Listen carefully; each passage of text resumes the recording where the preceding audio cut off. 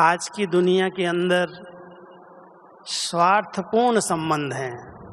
संबंध बनाए लोगों ने, बहुत सारा संबंधों का विस्तार है,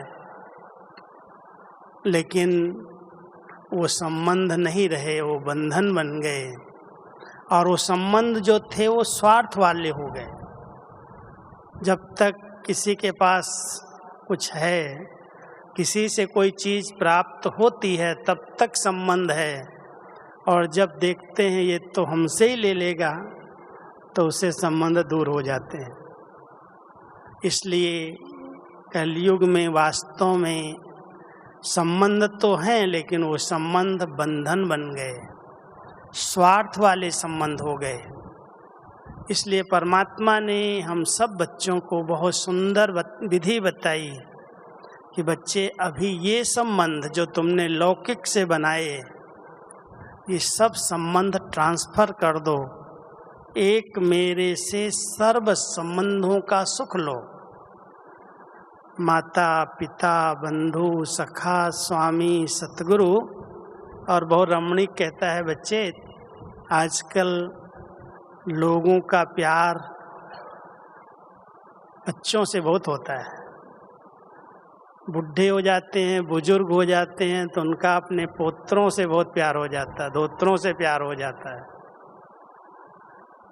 बाबा कहते हैं, बच्चे ये जो भी संबंध तुमने हद के बनाए हैं, इन सब संबंधों का रस एक से ही ले सकते हो।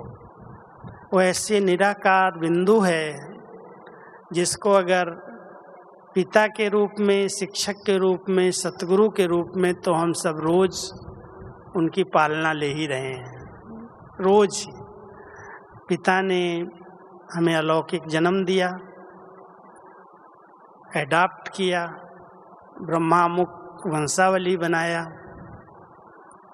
शिक्षक के रूप में खुद ही इतनी ऊंची पढ़ाई, तीनों लोकों का, तीनों कालों का, कर्मों की गहन गति का कितना ज्ञान दिया।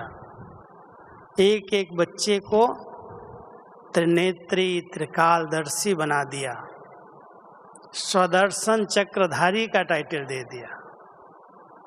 कैसे आत्मा इस चक्र के अंदर खेल खेलती है, सतयुग से लेकर के कलयुग अंत तक उसका पूरा दर्शन कर सकती है, स्व का दर्शन कर सकती है।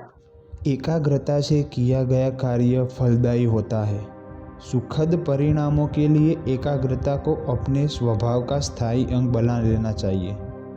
एकाग्रता से सर्व शक्तियों की प्राप्ति होती है। एकाग्रता से नवीनता की इन्वेंशन कर सकते हैं।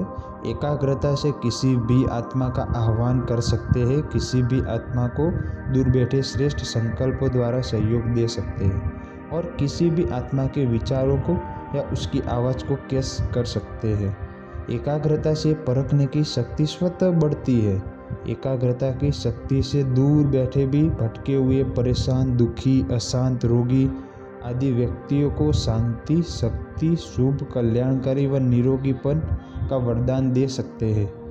एकाग्रता की शक्ति सहज ही निर्विघ्न बना देती है। एकाग्रता से सर्व के प्रति स्नेह, कल्याण, शुभ भावना, शुभकामना और सम्मान की वृत्ति बनी रहती है। इसलिए हमें एकाग्रता का अभ्यास जरूर करना चाहिए।